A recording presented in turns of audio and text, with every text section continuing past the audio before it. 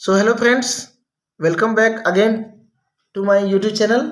इस वीडियो में हम देखेंगे spectra of alkali metal atom. ठीक है, एल्कलाई मेटल एटम कौन कौन से होंगे? हाइड्रोजन को हमने पहले ही देखा है।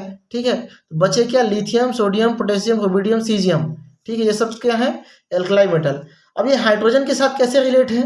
क्योंकि इनके आउटर सेल में, आउटर ऑर्बिटल में कह सकते हो, सिंगल इलेक्ट्रॉन प्रेजेंट रहता है। जैसे सोडियम को ले लिए 1s2 2s2 2p6 3s1।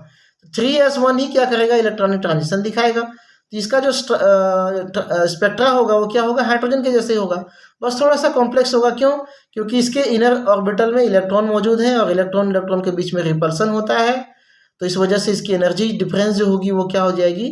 1s की थोड़ी सी बढ़ जाएगी, और उसके बाद जो एनर्जी लेवल होंगे उनकी भी एनर्जी थोड़ी थोड़ी बढ़ जाएगी। यहाँ पे एनर्जी में डिफरेंस जरूर देखने को मिलता है। ठीक है, यहाँ पे इलेक्ट्रॉन अंदर में प्रेजेंट है। इसका स्पेक्ट्रा हाइड्रोजन एटम की तुलना में थोड़ा सा कॉम्प्लेक्स होता है, हो सकता है।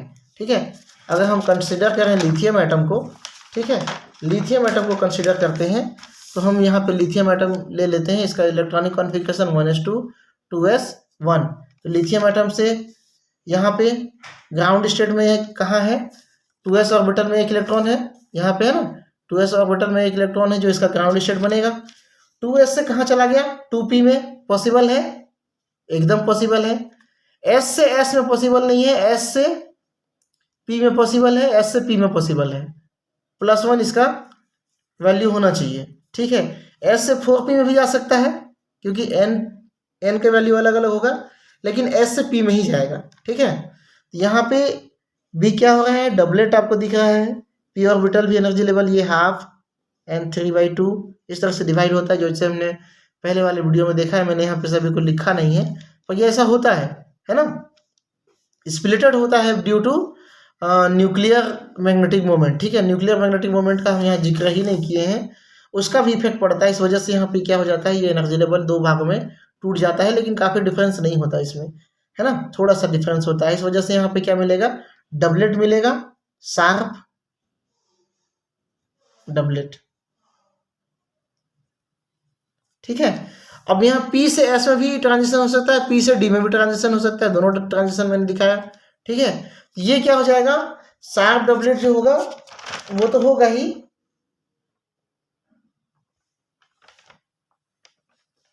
ये हो जाएगा आपका। अच्छा हाँ, इसको प्रिंसिपल डबलेट कहेंगे। ठीक है, ये क्या कहलाएगा? प्रिंसिपल डबलेट कहलाएगा। ये जो ट्रांजिशन यहाँ पे हो रहा है इसको हम क्या कहेंगे? Sharp doublet. ठीक है, ये वाला जो ट्रांजिशन है वो भी क्या है? शार्प।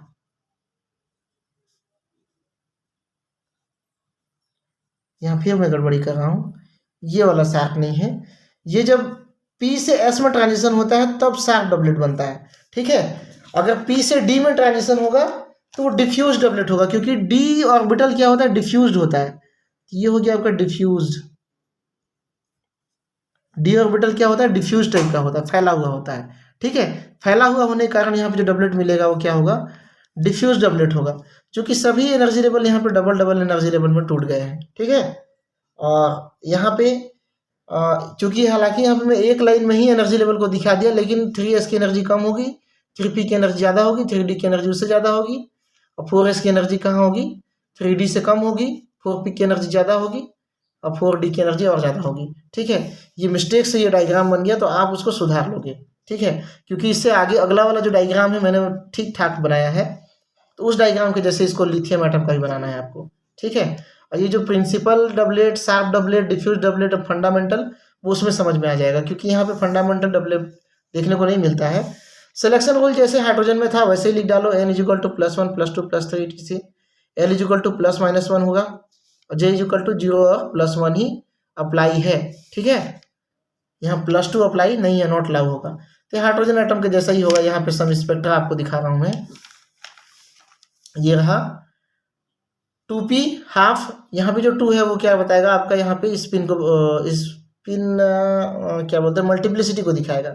ठीक है, ये जो 2 2 2 2 ऊपर स्क्वायर के रूप में लिखा हुआ है p के सामने साइड, वो क्या है? स्पिन मल्टीप्लिसिटी है, जो मैंने पहले आपको निकालने बताया है। ठीक है, यहाँ से s half n square, s half n square क्या होगा? यहाँ से 3s हाफ में क्या होगा, ट्रांजिशन होगा, उस ट्रांजिशन को हम यहाँ दिखा रहे हैं। उसी टाइप से P3/2 से S हाफ, P3/2 से S हाफ में भी ट्रांजिशन होगा, ठीक है। तो ये क्या बन गया, डबलेट बन गया। इसी टाइप से P हाफ से D3/2 और D5/2 दोनों में यहाँ पे होगा, D3/2 और D5/2, ये क्या है 3/2, ये क्या है 5/2। इस तरह से ट्रांजिशन इधर भी होगा 4 वाले में भी, है ना। ये सारे ट्रांजिशन जो है होते हैं और डबलेट के रूप में ही मिलते हैं। जो पहला जो ये प्रिंसिपल डबलेट है वो क्या होगा, सिंपल डबलेट होगा। बाकी सारे जो डबलेट होंगे इधर वो क्या होंगे, कंपाउंड डबलेट मिलेंगे, कंपाउंड डबलेट मिलेंगे। मतलब डबलेट मतलब समझ रहे हो ना जी, दो स्पेक्ट्रा जो है कॉम्पैक्ट इस तरह से हो, ठीक है।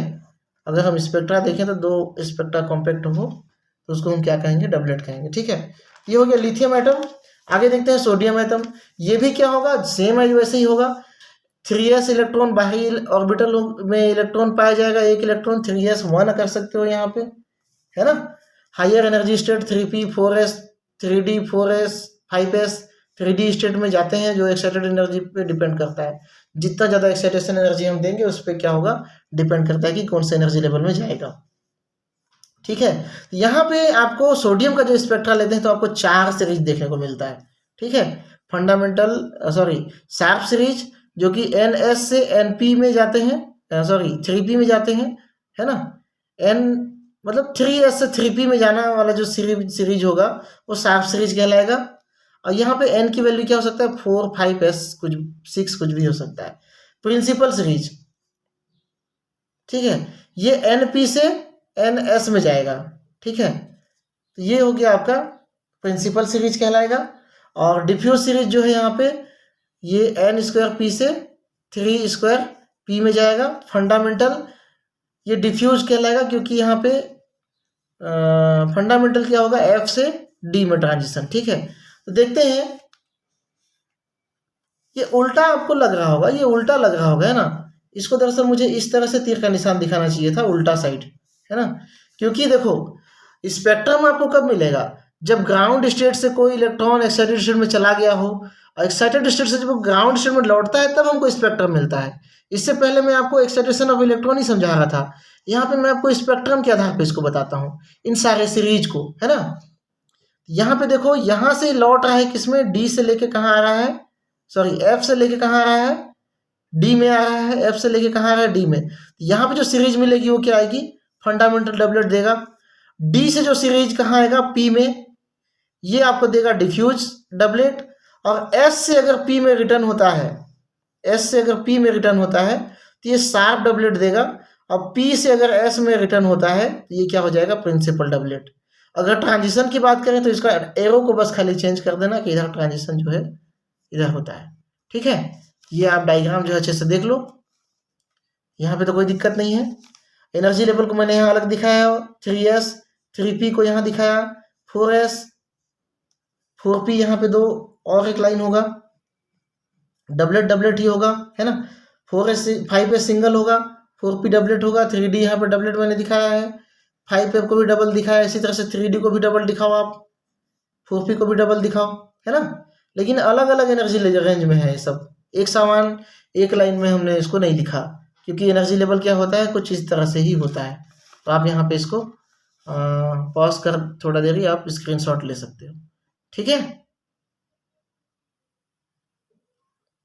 तो ये तो रहा आपका स्पेक्ट्रम ऑफ सोडियम एटम, ठीक है। तो सोडियम एटम ये आपका पूरा एक चैप्टर जो है, एक चैप्टर का एक भाग जो था आपका, मैं आपको बता रहा हूँ क्या था, ये वाला यूनिट फर्स्ट का ए वाला भाग एटॉमिक स्पेक्ट्रोस्कोपी, ये कंप्लीट हो गया।